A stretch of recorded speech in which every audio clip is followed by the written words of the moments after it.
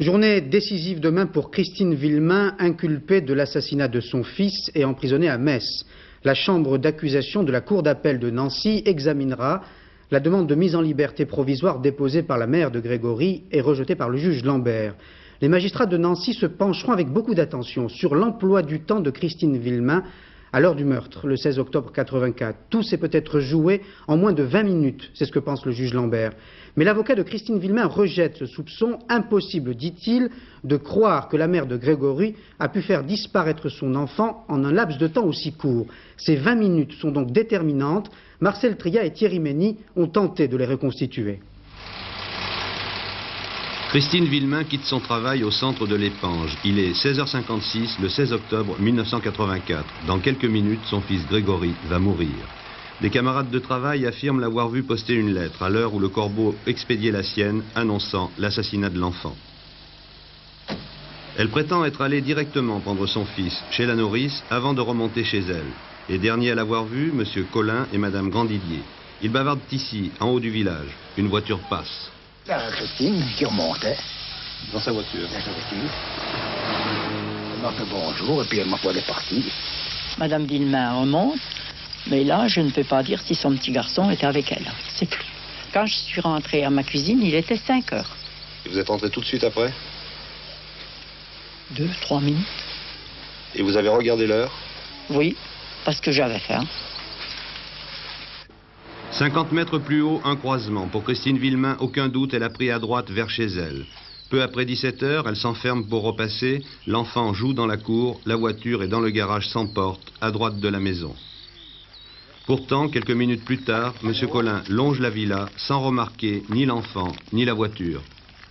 Alors Christine Villemain a-t-elle menti? En haut du village, a-t-elle tourné à gauche vers Dossel où Grégory est mort? Nous avons chronométré à plusieurs reprises le trajet L'Épange-Dossel sur cette route étroite et tortueuse où personne ne l'a aperçu ce jour-là. Une route souvent encombrée par les tracteurs et les troupeaux. Au bout de la route, le village de Dossel que Christine aurait traversé presque de part en part à l'heure de sortie d'une usine de 250 ouvriers. Près de l'église, elle aurait ligoté l'enfant, puis l'aurait jeté dans la Vologne, derrière le bâtiment des sapeurs-pompiers. D'après les simulations faites à l'aide de mannequins, c'est ici en effet que l'enfant a dû être noyé pour que son corps ait pu dériver jusqu'au barrage en contrebas où on l'a repêché. Il faisait beau ce jour-là, les habitants de Dossel profitaient des derniers rayons de soleil d'octobre. Personne n'a vu l'horrible scène en plein jour, en plein village. Compte tenu du temps nécessaire pour ligoter l'enfant, 3 minutes d'après les enquêteurs, il aurait fallu en tout plus de 19 minutes à Christine Villemain pour faire l'aller-retour à un train d'enfer, sans hésitation ni incident de parcours, et tout cela avec une petite voiture en très mauvais état. Elle a été vue pour la dernière fois, on s'en souvient, près de cet embranchement, environ 2 minutes avant 17 heures. 19 minutes plus tard, le temps minimum du trajet, à 17h17, Madame Clodon et son mari viennent chercher leur troupeau juste au-dessous de la maison des Villemain. Tandis que M. Clodon barre la route avec sa voiture, Mme Clodon monte placer une barrière devant chez les Villemain, où elle ne voit personne.